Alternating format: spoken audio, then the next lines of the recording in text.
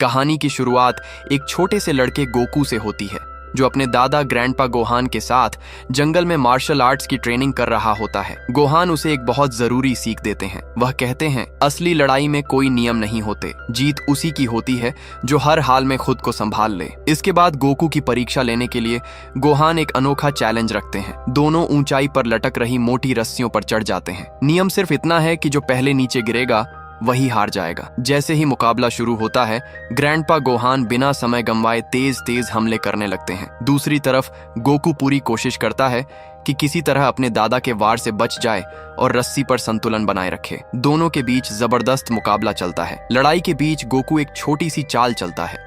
वह पास उड़ रहे एक कीड़े की तरफ इशारा करके अपने दादा का ध्यान भटकाने की कोशिश करता है और उसी मौके का फायदा उठाकर हमला कर देता है। लेकिन ग्रैंडपा गोहान इतने आसान प्रतिद्वंद्वी नहीं है। इससे पहले कि गोकू कुछ समझ पाता, वह रस्सी से नीचे गिर जाता है और मुकाबला हार जाता है। गोकू उठकर हैरानी से अपने दादा से पूछता है, मैं इस दांव को कैसे रोकूं? मुझे तो पता ही नहीं चला कि आपने हमला कब किया। ग्रैंडपा गोहान फिर गोकू को एक बहुत बड़ी सीख देते हैं। वह कहते हैं, तुम अभी भी अपनी आंखों और कानों पर ज्यादा भरोसा करते हो। इसके बाद वह गोकू को एक रहस्यमयी शक्ति के बारे में बताते हैं, जिसे की आई कहा जाता है। गोहान समझाते हैं कि यही ऊर्जा एक योद्धा की सबसे बड़ी ताकत होती है। अगर कोई इसे काबू करना सीख जाए तो वही उसकी सबसे बड़ी शक्ति भी बनती है और सबसे मजबूत ढाल भी। गोकू अपनी आंखें बंद करके उस ऊर्जा को महसूस करने की कोशिश करता है, लेकिन उसे कुछ भी महसूस नहीं होता। वह थोड़ा निराश हो जाता है और कहता है, मुझे तो कुछ भी समझ नहीं आ रहा। लेकिन हार मानने की बजाय वह ठान लेता है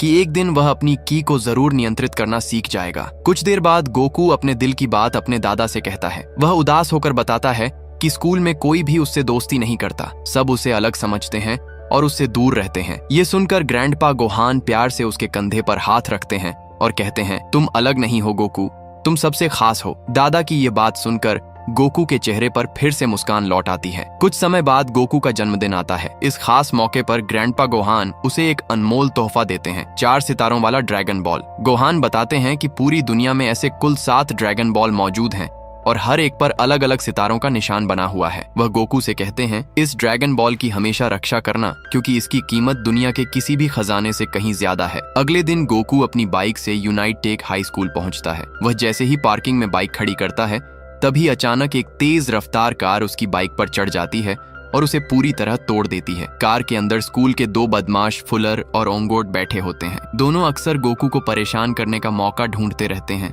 अपनी टूटी हुई बाइक देखकर गोकू गुस्से में फुलर और ओंगोट से कहता है कि उन्हें उसका नुकसान भरना होगा, लेकिन माफी मांगने की बजाय फुलर उसका मजाक उड़ाने लगता है और उसे लड़ाई की चुनौती दे देता है। गोकू चाहकर भी लड़ाई नहीं करता, क्योंकि उसे अपने दादाजी की सीख याद होती है, जब तक बहुत जरूरी न हो तब तक कभी लड़ाई मत करना। यही सोचकर वह खुद को रोक लेता है। दोनों बदमाश हंसते हुए वहां से निकल जाते हैं और गोकू बेबस होकर अपनी टूटी हुई बाइक को देखता रह जाता है। उधर दूसरी तरफ एक बहुत बड़ा खतरा दुनिया पर मंडरा रहा होता है। सदियों से कैद एक भयानक विलेन पिकोलो आखिरकार अपनी प्राचीन जेल से आजाद हो जाता है। अब उसके मन में सिर्फ एक ही लक्ष्य है, दुनिया के सभी 7 ड्रैगन बॉल्स को हासिल करना। अपनी साथी माई के साथ वह एक छोटे से गांव में पहुंचता है। वहां एक लड़की के पास ड्रैगन बॉल होती है, लेकिन पिकोलो और माई किसी पर भी दया नहीं करते। माई बेरहमी से उस लड़की को मार देती है और ड्रैगन बॉल छीन लेती है। इससे साफ हो जाता है कि अपने मकसद के लिए वे किसी भी हद तक जा सकते हैं। इधर स्कूल में सब कुछ पहले जैसा ही चल रहा होता है। क्लास के दौरान एक टीचर सभी छात्रों को बताता है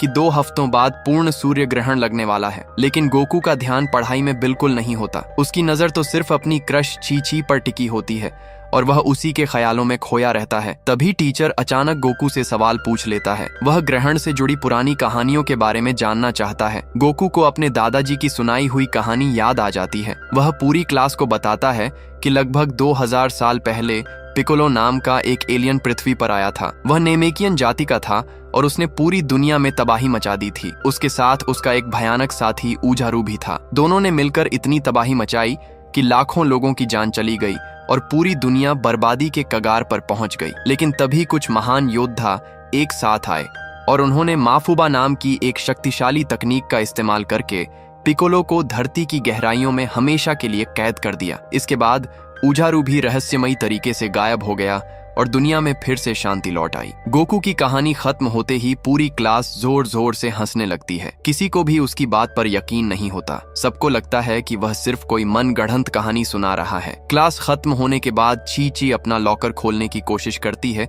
लेकिन वह फंस जाता है। यह देखकर गोकू चुपके से अपनी रहस्यमयी ताकत का इस्तेमाल करता है। अगले ही पल स्कूल के आसपास मौजूद कई लॉकर एक साथ अपने आप खुल जाते हैं। ची को तुरंत समझ आ जाता है कि अभी जो हुआ उसके पीछे गोकू का ही हाथ है। वह उसके पास आती है और मुस्कुराते हुए पूछती है, ये तुमने किया था ना? गोकू थोड़ा झिझकते हुए सच मान लेता है, लेकिन अगली बात सुनकर वह खुद चौंक जाता है। ची कहती है, मतलब तुम की एनर्जी का इस्तेमाल कर सकते हो? ये सुनकर गोकू हैरान रह जाता है। वह पूछता है, तुम्हें की के बारे में कैसे पता? ची हल्की सी मुस्कान के साथ जवाब देती है, मैं उतनी सीधी नहीं हूँ जितना लोग मुझे समझते हैं। गोकू की ताकत से प्रभावित होकर वह उसी रात होने वाली अपनी पार्टी में उसे आने का न्योता देती है। गोकू बिना देर किए खुशी खुशी हाँ कह देता है। शाम होते ही गोकू पार्टी में जाने की तैयारी करने लगता है, लेकिन घर से निकलने से पहले वह चुपके से अपना सबसे कीमती खजाना 4 स्टार ड्रैगन बॉल भी अपने साथ रख लेता है। उधर ग्रैंडपा गोहान उसके लिए जन्मदिन का केक लेकर ऊपर आते हैं, लेकिन तब तक गोकू घर से निकल चुका होता है। वह बिना कुछ बताए ही चला गया था। थोड़ी देर बाद गोकू पूरे उत्साह के साथ पार्टी में पहुंचता है, लेकिन जैसे ही वह गेट के अंदर जाने लगता है, ओंगोट उसका रास्ता रोक लेता है। ओंगोट और उसके साथी फिर से उसका मजाक उड़ाने लगते हैं और कहते हैं कि यहाँ उसके लिए कोई जगह नहीं है। गोकू को गुस्सा तो आता है, लेकिन वह खुद को शांत रखता है। वह कहता है, मैंने अपने दादाजी से वादा किया है कि अब बेवजह लड़ाई नहीं करूंगा। लेकिन ओंगोट हंसते हुए जवाब देता है, चिंता मत करो, ये लड़ाई नहीं होगी, सीधा कत्लेआम होगा। इतना कहते ही सारे गुंडे एक साथ गोकू पर टूट पड़ते हैं, लेकिन गोकू बिल्कुल शांत रहता है। अपनी तेज रफ्तार और कमाल की फुर्ती की मदद से वह हर पंच और हर किक से आसानी से बच निकलता है। हालत ऐसी हो जाती है कि गुंडे गोकू को मारने की बजाय खुद ही एक दूसरे से टकराने लगते हैं। कोई गिर जाता है, कोई अपने ही साथी को मुक्का मार देता है, तो कोई खुद जमीन पर जा गिरता है। देखते ही देखते पूरा तमाशा पार्टी के बाहर पहुंच जाता है और अंदर मौजूद सभी लोग ये नजारा देखने बाहर निकल आते हैं। गोकू फुलर की तरफ देखकर शांत आवाज में कहता है, तुम्हारे दोस्त अपनी ताकत दिखाना चाहते थे, मैंने तो बस उन्हें उनकी असली औकात दिखा दी। यह सुनते ही फुलर का गुस्सा फूट पड़ता है। वह पास पड़ी लोहे की रॉड उठाता है और पूरी ताकत से गोकू की तरफ दौड़ पड़ता है। गोकू फुर्ती से उछलकर फुलर की कार के ऊपर पहुंच जाता है और उसके हर वार से बड़ी आसानी से बच निकलता है। तभी एक और लड़का भी हमला करने आता है, लेकिन गोकू उसके हाथ भी कुछ नहीं लगता। आखिर में दोनों गुंडे आपस में ही जोरदार टक्कर मार बैठते हैं। ची ये सब अपनी आंखों से देखती है और गोकू से काफी प्रभावित हो जाती है। वह उसे सबसे अलग ले जाकर धीरे से कहती है, तुम बाकी लोगों जैसे नहीं हो और शायद तुम्हें यकीन न हो, लेकिन हम दोनों एक दूसरे से काफी मिलते जुलते हैं। यह सुनकर गोकू मुस्कुरा देता है और खुश होकर कहता है, ये मेरी जिंदगी का सबसे अच्छा जन्मदिन है। फिर ची उससे उसके माता पिता के बारे में पूछती है। गोकू थोड़ा भावुक होकर बताता है कि उसके दादाजी ने वादा किया था कि जब वह 18 साल का हो जाएगा तब उसे उसके असली परिवार के बारे में सब कुछ बताएंगे, और आज ही उसका 18वां जन्मदिन है। लेकिन उसी वक्त गोकू के घर पर एक भयानक हादसा हो रहा होता है। ग्रैंडपा गोहान शांति से ध्यान लगा रहे होते हैं, तभी अचानक माई उन पर हमला कर देती है। गोहान अपने अनुभव से उसके वारों से बच तो जाते हैं, लेकिन तभी वहां सबसे बड़ा खतरा पिकोलो भी पहुंच जाता है। उसे सामने देखकर गोहान समझ जाते हैं कि बहुत बड़ी मुसीबत लौट आई है। पिकोलो चारों तरफ नजर दौड़ाता है और कहता है कि ड्रैगन बॉल यहाँ नहीं है, लेकिन उसे कोई फर्क नहीं पड़ता। इसके बाद वह अपनी काली शक्तियों से गोहान पर बेरहमी से हमला करता है और जाते जाते पूरे घर को तहस नहस कर देता है। उधर पार्टी में मौजूद गोकू को अचानक अजीब सा एहसास होने लगता है। उसे लगता है कि कहीं कुछ बहुत गलत हो रहा है। वह बिना एक पल घुमवाए दौड़कर अपने घर की तरफ निकल पड़ता है, लेकिन वहां पहुंचते ही उसके पैरों तले जमीन खिसक जाती है। उसका घर पूरी तरह मलबे में बदल चुका होता है। तभी टूटे हुए पत्थरों के नीचे से उसे अपने दादाजी की हल्की सी आवाज सुनाई देती है। गोकू घबराकर मलबा हटाता है और बड़ी मुश्किल से गोहान को बाहर निकालता है। वे बुरी तरह घायल हो चुके होते हैं और मुश्किल से सांस ले पा रहे होते हैं। अपनी बची हुई ताकत जुटाकर गोहान गोकू से कहते हैं कि पिकोलो वापस आ चुका है और अब किसी भी कीमत पर ड्रैगन बॉल की रक्षा करनी होगी। जैसे ही गोकू ड्रैगन बॉल को हाथ में लेता है, उसके सामने अचानक डरावने दृश्य आने लगते हैं। उसे दिखाई देता है कि पूरी दुनिया तबाही में डूब चुकी है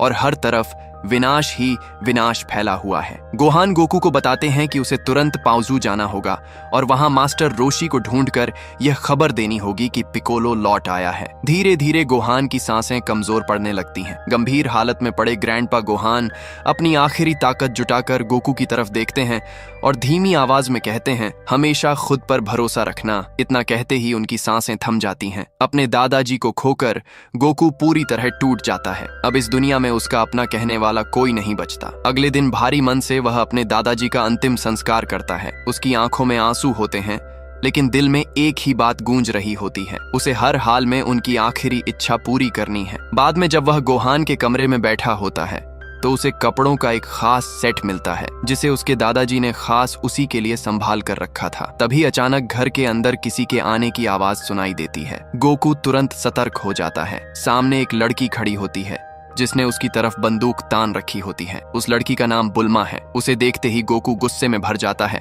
और चिल्लाकर कहता है, तुमने मेरे दादाजी को मार डाला। लेकिन बुल्मा बिल्कुल शांत रहती है और जवाब देती है, अगर मैं पिकोलो के साथ होती तो तुम अब तक जिंदा नहीं होते। वह बताती है कि उसका एक बेहद कीमती प्रोमेथियम स्फीयर चोरी हो गया है और उसका पीछा करते करते वह इस घर तक पहुंची है। इतना कहकर वह बिना चेतावनी दिए गोकू पर गोलियां चला देती है, लेकिन गोकू अपनी कमाल की फुर्ती से हर गोली से बच निकलता है और तुरंत अपना 4 सितारों वाला ड्रैगन बॉल हाथ में उठा लेता है। उसे देखकर बुल्मा कहती है, यही मेरा स्फीयर है, इस पर 5 तारे बने हैं, इसे वापस दो। गोकू उसे समझाता है कि वह गलत समझ रही है। यह उसका स्फीयर नहीं बल्कि 4 स्टार ड्रैगन बॉल है जिसकी रक्षा करने का उसने अपने दादाजी से वादा किया था। पहले तो बुल्मा को उसकी बात पर यकीन नहीं होता, लेकिन जब वह ध्यान से उसे देखती है तो उसे पता चलता है कि सच में उस पर 4 तारे बने हुए हैं। तभी उसे एहसास होता है कि दुनिया में ऐसे कई ड्रैगन बॉल मौजूद हैं। फिर गोकू बुल्मा से पूछता है कि उसका ड्रैगन बॉल आखिर चोरी कैसे हुआ। बुल्मा बताती है कि एक चोर उसके पिता की कंपनी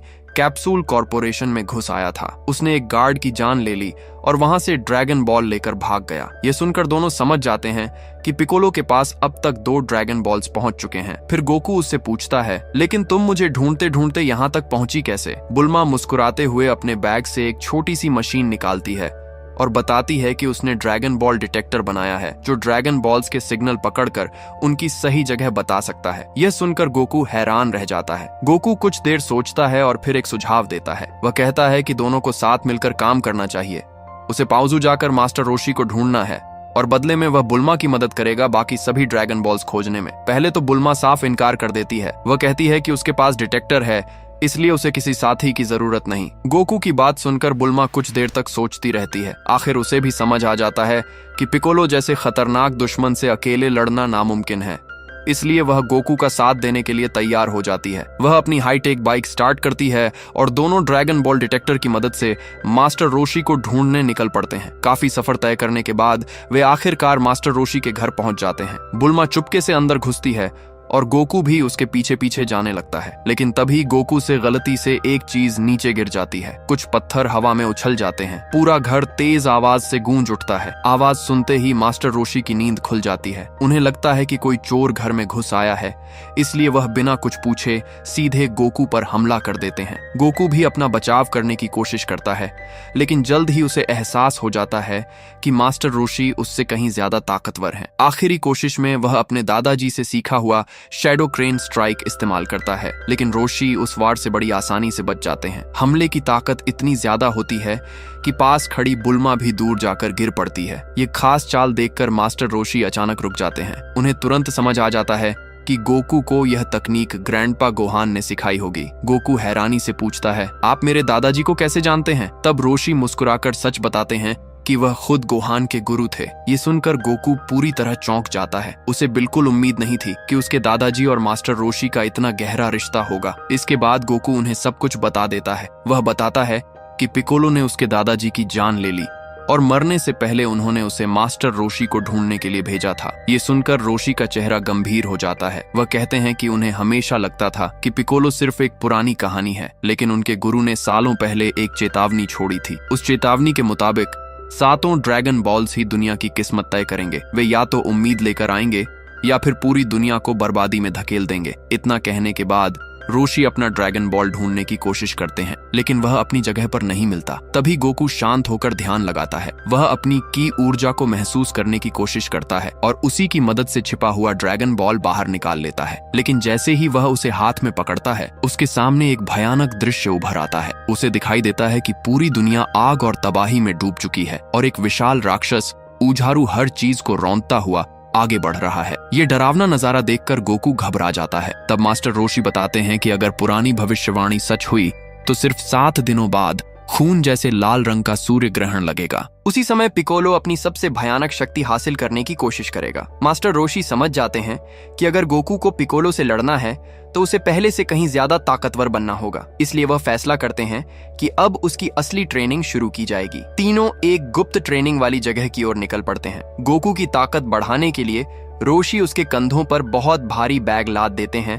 और उसे पूरे रास्ते उसी वजन के साथ चलने को कहते हैं। गोकू थक जरूर जाता है, लेकिन हार नहीं मानता और लगातार आगे बढ़ता रहता है। उधर दूसरी तरफ पिकोलो अपनी तलाश जारी रखता है। उसे एक झील के अंदर छिपा हुआ एक और ड्रैगन बॉल मिल जाता है। अब उसके पास कुल 3 ड्रैगन बॉल्स हो चुके हैं और वह अपने मकसद के और करीब पहुंच जाता है। कुछ देर बाद गोकू, बुल्मा और मास्टर रोशी एक शांत पत्थर के मंदिर में पहुंचते हैं, जहां मार्शल आर्ट्स की खास ट्रेनिंग दी जाती है। लेकिन वहां पहुंचकर गोकू हैरान रह जाता है, क्योंकि मंदिर में पहले से ही कई छात्र अभ्यास कर रहे होते हैं। उन्हीं छात्रों के बीच उसे अचानक चीची दिखाई देती है। गोकू उसे देखकर चौंक जाता है और पूछता है, तुम यहाँ क्या कर रही हो? चीची मुस्कुराकर जवाब देती है, यहाँ सब लोग टोसन मार्शल आर्ट्स टूर्नामेंट की तैयारी करने आते हैं और मुझे भी लड़ना बहुत पसंद है। इतने में मास्टर रोशी गोकू को आवाज देते हैं। जाने से पहले चीची मुस्कुराकर कहती है, इस साल तुम भी टूर्नामेंट में हिस्सा लेना, ताकि हम थोड़ा समय साथ बिता सकें। ये सुनकर गोकू के चेहरे पर खुशी साफ दिखाई देने लगती है। तभी बुल्मा दौड़ती हुई उनके पास आती है कि उसका ड्रैगन बॉल डिटेक्टर फिर से सिग्नल। यह सुनते ही तीनों बिना देर किए अपनी बाइक पर बैठते हैं और उस दिशा में निकल पड़ते हैं। रास्ते में मास्टर रोशी गोकू को एक नई कला सिखाने लगते हैं। वह बताते हैं कि सही तरीके से की ऊर्जा का इस्तेमाल करके हवा तक को नियंत्रित किया जा सकता है। जैसे जैसे वे आगे बढ़ते हैं, डिटेक्टर का सिग्नल और तेज होने लगता है। अचानक उनकी बाइक एक विशाल गड्ढे में गिर जाती है। बाद में पता चलता है कि यह जाल यमचा नाम के एक युवक ने लगाया था। बुल्मा उससे मदद मांगती है, लेकिन यमचा एक अजीब शर्त रख देता है। वह कहता है, अगर अपनी बाइक मुझे दे दो तभी मैं तुम लोगों को बाहर निकालूंगा। बुल्मा उसकी बात मानने से साफ इनकार कर देती है। अब तीनों उसी गहरे गड्ढे में फंस जाते हैं। गोकू बाहर चढ़ने की पूरी कोशिश करता है, लेकिन बार बार फिसलकर नीचे गिर जाता है। इसी बीच समय बिताने के लिए मास्टर रोशी ड्रैगन बॉल्स का असली इतिहास बताना शुरू करते हैं। वह कहते हैं कि लगभग 2000 साल पहले पृथ्वी पर 2 शक्तिशाली एलियन आए थे, पिकोलो और ऊझारू। दोनों ने मिलकर पूरी दुनिया में तबाही मचा दी थी। उन्हें रोकने के लिए 7 महान योद्धा आगे आए, लेकिन उनकी ताकत भी कम पड़ गई। आखिरकार उन योद्धाओं ने दुनिया को बचाने के लिए अपनी जान कुर्बान कर दी। उनकी शक्ति से ही 7 ड्रैगन बॉल्स बने और माफुबा नाम की शक्तिशाली तकनीक का इस्तेमाल करके पिकोलो को धरती की गहराइयों में हमेशा के लिए कैद कर दिया गया। मास्टर रोशी बताते हैं कि अब पिकोलो फिर से आजाद हो चुका है और उसके पास समय बहुत कम है। सिर्फ 2 दिन बाद लगने वाले सूर्य ग्रहण के दौरान वह ऊझारू को दोबारा दुनिया में लाने की कोशिश करेगा। इतने में अचानक बुल्मा का ड्रैगन बॉल डिटेक्टर तेज आवाज करने लगता है। इसका मतलब था कि एक और ड्रैगन बॉल बहुत पास ही मौजूद है। मास्टर रोशी अपनी ताकत का इस्तेमाल करके आसानी से गड्ढे से बाहर निकल जाते हैं। बाहर आते ही उनकी नजर यामचा पर पड़ती है। तभी गोकू को एक बात समझ आती है। वह कहता है कि ड्रैगन बॉल जमीन के नीचे छिपी हुई है, इसलिए उसे निकालने के लिए खुदाई करनी पड़ेगी। ये सुनकर यामचा अपनी बड़ी ड्रिलिंग मशीन दिखाता है। मास्टर रोशी उससे एक सौदा करते हैं। वह कहते हैं, अगर तुम हमारी मदद करोगे तो बुल्मा की रिसर्च में तुम्हें 30% हिस्सा मिलेगा। यह सुनकर यामचा तुरंत तैयार हो जाता है और मशीन से खुदाई शुरू कर देता है। कुछ ही देर में जमीन फट जाती है और नीचे एक पुरानी छिपी हुई गुफा का रास्ता खुल जाता है। गोकू, बुल्मा, रोशी और यामचा सब मिलकर उस गुफा के अंदर चले जाते हैं। उधर दूसरी तरफ माई पिकोलो को खबर देती है कि वह काफी देर से रोशी और गोकू का पीछा कर रही थी। वह बताती है कि रोशी गोकू को ट्रेनिंग दे रहे हैं और एक और ड्रैगन बॉल की तलाश में है। ये सुनते ही पिकोलो उन्हें रोकने का फैसला कर लेता है। वह अपने ही खून का इस्तेमाल करके डरावने राक्षस जैसे जीव पैदा करता है और उन्हें गोकू के पीछे भेज देता है। इधर गुफा के अंदर गोकू और उसके साथी आगे बढ़ते बढ़ते एक खतरनाक ज्वालामुखी वाले इलाके में पहुंच जाते हैं। आखिरकार उन्हें दूर एक चट्टान पर रखा हुआ ड्रैगन बॉल दिखाई देता है, लेकिन उनके और ड्रैगन बॉल के बीच उबलते हुए लावा की एक बड़ी नदी बह रही होती है। वे अभी सोच ही रहे होते हैं कि वहां तक कैसे पहुंचा जाए, तभी पिकोलो के भेजे हुए राक्षसी जीव उन पर हमला कर देते हैं। गोकू और मास्टर रोशी तुरंत उनसे भिड़ जाते हैं। तभी मास्टर रोशी एक राक्षस को उठाकर सीधे लावा में फेंक देते हैं और वह तुरंत जलकर खत्म हो जाता है। यह देखकर गोकू के दिमाग में एक शानदार तरकीब आती है। वह एक एक करके उन राक्षसों को लावा में फेंकना शुरू कर देता है। धीरे धीरे उनके शरीर लावा के ऊपर ऐसे जमने लगते हैं कि वहां कदम रखने लायक रास्ता बन जाता है। मास्टर रोशी गोकू की समझदारी देखकर काफी प्रभावित होते हैं। उसी समय अचानक माई पीछे से हमला कर देती है। वह झटपट ड्रैगन बॉल उठाकर भागने की कोशिश करती है, लेकिन गोकू एक पल भी देर नहीं करता। वह बिजली की तरह उसकी तरफ दौड़ता है, उसे जोर से धक्का देकर गिरा देता है और ड्रैगन बॉल वापस अपने हाथ में ले लेता है। इसके बाद मास्टर रोशी गोकू से कहते हैं कि उसके दादाजी गोहान उसके विजन में यूं ही नहीं आए थे। वह उसे आने वाले खतरे के बारे में चेतावनी देने की कोशिश कर रहे थे। गोकू सबको बताता है कि उसने अपने विजन में क्या देखा था। वह कहता है कि ऊझारू पूरी दुनिया को तबाह कर देगा और कोई भी जिंदा नहीं बचेगा। यह सुनकर सबके चेहरे पर डर साफ दिखाई देने लगता है, लेकिन मास्टर रोशी बिल्कुल शांत रहते हैं। वह गोकू के कंधे पर हाथ रखकर कहते हैं, भविष्य अभी लिखा नहीं गया है। गोकू पूरे भरोसे के साथ कहता है, मैं ऊजारू को जरूर रोकूंगा। तब रोशी एक और बड़ा राज बताते हैं। वह कहते हैं कि पिकोलो को रोकने का एक दूसरा तरीका भी है, लेकिन उसके लिए उन्हें तोसेन जाना होगा। उन्हें पता नहीं होता कि पास में छिपी माई उनकी सारी बातें चुपके से सुन रही है। कुछ समय बाद सभी तोसेन पहुंचते हैं, जहां मास्टर रोशी अपने पुराने गुरु शिफू नॉरिस से मिलते हैं। पिकोलो को रोकने के लिए वह शिफू से एक शक्तिशाली चीज माफुबा वेसल मांगते हैं, लेकिन शिफू उन्हें चेतावनी देते हैं कि माफुबा का इस्तेमाल करने वाला अपनी सारी ऊर्जा खो देता है और उसकी जान भी जा सकती है। ये सुनकर भी रोशी पीछे नहीं हटते। वह कहते हैं, गोकू अभी इतना मजबूत नहीं हुआ कि पिकोलो का सामना कर सके, इसलिए यह काम मुझे खुद करना होगा। अपने शिष्य की यह बात सुनकर शिफू आखिरकार मान जाते हैं और कहते हैं कि सुबह तक माफुबा वेसल तैयार हो जाएगा। इसी दौरान तोसेन मार्शल आर्ट्स टूर्नामेंट भी शुरू हो जाता है। मुकाबले में माई का सामना चीची से होता है। लड़ाई के बीच माई बहुत चालाकी से चीची को हल्का सा घायल कर देती है और उसके खून की कुछ बूंदें हासिल कर लेती हैं। इसके तुरंत बाद वह बिना किसी को मौका दिए वहां से गायब हो जाती है। गोकू वहां पहुंचता तो है, लेकिन तब तक बहुत देर हो चुकी होती है। दूसरी तरफ बुल्मा और यामचा साथ में समय बिताने लगते हैं और दोनों के बीच धीरे धीरे अच्छी दोस्ती होने लगती है। बुल्मा माहौल हल्का करने की कोशिश करते हुए कहती है, घबराने की जरूरत नहीं है,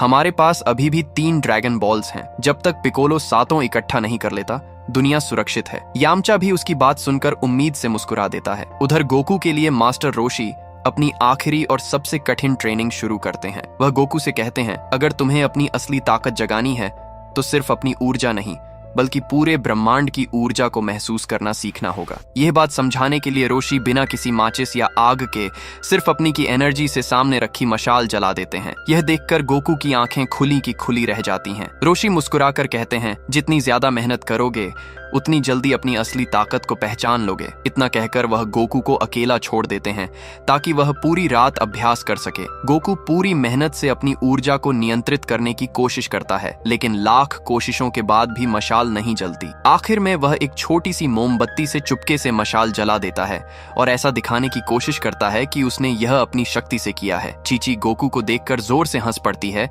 और मजाक में कहती है, अरे ये तो बेईमानी है। ये सुनते ही गोकू शर्म से लाल हो जाता है और जल्दी से मशाल बुझा देता है। फिर वह चीची से कहता है, मेरे दादाजी कहते थे कि अगर अपनी असली ताकत को काबू में करना है तो पहले खुद को और अपने दुश्मन को समझना सीखो, लेकिन आज तक मुझे उनकी बात पूरी तरह समझ नहीं आई। चीची मुस्कुराते हुए उसकी तरफ देखती है और कहती है, शायद तुम्हें सिर्फ थोड़ी सी प्रेरणा की जरूरत है। वह सामने रखी 5 बुझी हुई मशालों की तरफ इशारा करती है और मुस्कुराकर कहती है, अगर तुम इन 5 मशालों को जला दोगे तो मैं तुम्हारे और करीब आ जाऊंगी। बस फिर क्या था। गोकू पूरी तरह ध्यान लगाकर अपनी ताकत पर फोकस करने लगता है। वह पहली कोशिश करता है और अपनी ऊर्जा से 2 मशालें जला देता है। ये देखकर चीची बहुत खुश हो जाती है। वह गोकू के पास आती है और खुशी में उसे चूम लेती है। उस पल गोकू को एहसास होता है कि वह सचमुच चीची से प्यार करने लगा है। उधर दूसरी तरफ शिफू और उनके शिष्य पूरी रात माफुबा वेसल तैयार करने में लगे रहते हैं। रात काफी हो चुकी होती है कि तभी बुल्मा को बाहर कुछ अजीब आवाज सुनाई देती है। वह बाहर देखती है तो उसे चीची दिखाई देती है। उसे लगता है कि सब ठीक है, इसलिए वह उसे अंदर जाने देती है। लेकिन सच्चाई कुछ और ही होती है।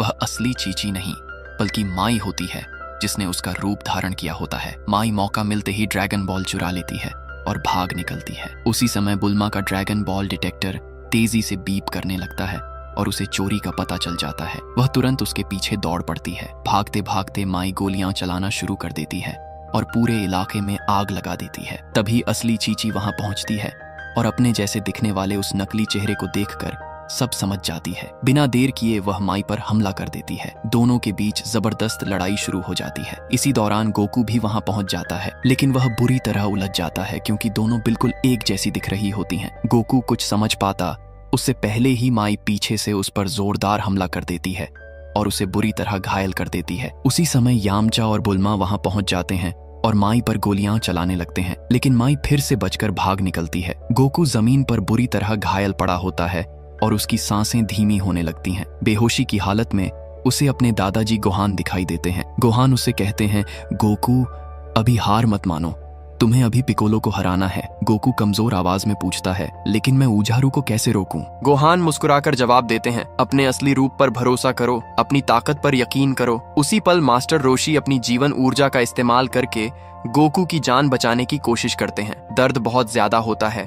गोकू किसी तरह मौत के मुंह से वापस लौट आता है, लेकिन उसी समय बुल्मा का ड्रैगन बॉल डिटेक्टर तेज आवाज करने लगता है। डिटेक्टर देखकर बुल्मा के होश उड़ जाते हैं। वह घबराकर कहती है, पिकोलो के पास अब 7 ड्रैगन बॉल्स पहुंच चुके हैं। उसी समय शिफू आते हैं और मास्टर रोशी को माफुबा वेसल सौंप देते हैं। अब सब लोग यामचा की कार में बैठकर पूरी रफ्तार से ड्रैगन टेम्पल की तरफ निकल पड़ते हैं। उधर ड्रैगन टेम्पल में पिकोलो और माई पहले ही पहुंच चुके होते हैं। पिकोलो आसमान की तरफ देखते हुए ठंडी आवाज में कहता है, 2000 साल तक मैं कैद रहा, अब पूरी दुनिया मेरे गुस्से का सामना करेगी। इसके बाद वह 7 ड्रैगन बॉल्स को एक साथ रख देता है। अचानक जमीन जोर जोर से कांपने लगती है। चारों तरफ काले बादल छा जाते हैं और आसमान में अजीब सी बिजली चमकने लगती है। ड्रैगन टेम्पल धीरे धीरे खुलने लगता है और उसके अंदर से एक रहस्यमयी शक्ति बाहर निकलती है। उसी वक्त गोकू, बुल्मा, रोशी और यामचा भी वहां पहुंच जाते हैं। यामचा पूरी स्पीड में कार दौड़ाता है और किसी तरह मंदिर से टकराने से बच जाता है। मौका मिलते ही मास्टर रोशी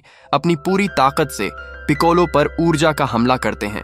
उस हमले की वजह से रस्म कुछ सेकंड के लिए रुक जाती है और एक ड्रैगन बॉल जमीन पर गिर जाती है, लेकिन उसी समय उनकी कार का संतुलन बिगड़ जाता है और वह जोरदार टक्कर खाकर पलट जाती है। सभी लोग अलग अलग दिशाओं में जा गिरते हैं। तभी गोकू धीरे धीरे उठकर पिकोलो के सामने आ खड़ा होता है। उसने अब अपने दादाजी के दिए हुए खास कपड़े पहन रखे होते हैं। वह पूरे विश्वास से पिकोलो की तरफ देखकर कहता है, मैं ऊझारू को हरा कर रहूंगा। लेकिन यह सुनकर पिकोलो सिर्फ मुस्कुरा देता है। पिकोलो कहता है, जब लाल चांद सूरज को ढक लेगा तब तुम ऊझारू से नहीं लड़ोगे बल्कि खुद ऊझारू बन जाओगे। गोकू कुछ समझ पाता उससे पहले ही सूर्य ग्रहण शुरू हो जाता है। अचानक उसके पूरे शरीर में अजीब बदलाव आने लगते हैं। तभी पिकोलो सच्चाई बताता है कि गोकू ही असली ऊझारू है। उसे बचपन में पृथ्वी पर इसी मकसद से भेजा गया था कि एक दिन वह इस दुनिया का विनाश कर दे। कुछ ही पलों में गोकू एक विशालकाय बंदर में बदल जाता है और अपना होश खो बैठता है। इसी अफरा तफरी में यामचा जमीन पर गिरी हुई ड्रैगन बॉल उठा लेता है। उधर मास्टर रोशी आखिरी उम्मीद के तौर पर माफुबा तकनीक का इस्तेमाल करके पिकोलो को कैद करने की कोशिश करते हैं, लेकिन पिकोलो एक ही बार में माफुबा वेसल को तोड़ देता है। मास्टर रोशी की आखिरी उम्मीद भी खत्म हो जाती है और वह बुरी तरह घायल होकर जमीन पर गिर पड़ते हैं। उधर ऊझारू बेकाबू होकर यामचा पर हमला करता है और उसे दूर फेंक देता है। इसके बाद वह बुल्मा के हाथ में मौजूद ड्रैगन बॉल लेने के लिए उसकी तरफ बढ़ने लगता है। अपनी बची हुई आखिरी ताकत जुटाकर मास्टर रोशी ऊझारू का पैर पकड़ लेते हैं ताकि उसे कुछ देर के लिए रोक सकें। मरने से पहले रोशी की आवाज ऊझारू के अंदर छिपे गोकू तक पहुंचती है। वह कहते हैं, ऊझारू को ताकत से नहीं हराया जा सकता, सिर्फ खुद पर भरोसा ही तुम्हें बचा सकता है। ये शब्द सीधे गोकू के दिल में उतर जाते हैं। उसे अपने दादाजी गोहान की बातें याद आने लगती हैं। धीरे धीरे गोकू अपने अंदर छिपे ऊझारू पर काबू पा लेता है और गोकू फिर से अपने असली रूप में लौट आता है। यह देखकर पिकोलो भी हैरान रह जाता है। अब गोकू पूरी ताकत के साथ पिकोलो की तरफ दौड़ पड़ता है। उधर माई ड्रैगन बॉल हासिल करने के लिए बुल्मा को मारने की कोशिश करती है, लेकिन ठीक समय पर यामचा गोली चलाकर बुल्मा की जान बचा लेता है। इधर गोकू अपनी पूरी की एनर्जी और ऊझारू की शक्ति को एक साथ जोड़ देता है। भयानक ऊर्जा की लहर सीधे पिकोलो से टकराती है और उसे पूरी तरह खत्म कर देती है। गोकू और उसके सभी दोस्त दौड़कर मास्टर रोशी के पास पहुंचते हैं, लेकिन उन्हें देखकर सबकी आंखें नम हो जाती हैं। तभी गोकू को एक जरूरी बात याद आती है। वह कहता है, शेनरॉन अभी हमारी एक इच्छा पूरी कर सकता है। सभी लोग जल्दी जल्दी 7 ड्रैगन बॉल्स को फिर से इकट्ठा करते हैं और शेनरॉन को बुलाते हैं। कुछ ही पलों में विशाल ड्रैगन आसमान में प्रकट हो जाता है। गोकू बिना देर किए एक ही इच्छा मांगता है, मास्टर रोशी को वापस जिंदा कर दो। शेनरॉन उसकी इच्छा पूरी कर देता है। अगले ही पल मास्टर रोशी फिर से जीवित हो जाते हैं और सभी खुशी से झूम उठते हैं। इसके बाद शेनरॉन गायब हो जाता है और 7 ड्रैगन बॉल्स फिर से दुनिया के अलग अलग कोनों में बिखर जाती हैं। थोड़ी देर बाद रोशी हंसते हुए मजाक करते हैं, मैं तो स्वर्ग तक पहुंच गया था, वहां गोहान मिले, लेकिन उन्होंने मुझे वापस भेज दिया। बोले कि अभी तुम्हें बहुत कुछ सीखना बाकी है। उनकी बात सुनकर सब हंस पड़ते हैं, हालांकि खुशी के आंसू अब भी सबकी आंखों में होते हैं। फिर बुल्मा सबको बताती है कि ड्रैगन बॉल्स फिर से गायब हो चुकी हैं। कुछ समय बाद गोकू चीची से मिलता है और उससे माफी मांगता है कि उसने गलती से उसे चोट पहुंचा दी। चीची मुस्कुराकर कहती है, मैंने खुद तुम्हें मुझे मारने दिया था। गोकू शर्माते हुए हंस पड़ता है और कहता है, अंधेरा था, मैं सच में घबरा गया था। दोनों एक दूसरे को देखकर मुस्कुराते हैं और तय करते हैं कि आगे जो भी होगा उसका सामना वे साथ मिलकर करेंगे। यहीं पर इस रोमांचक सफर का अंत होता है।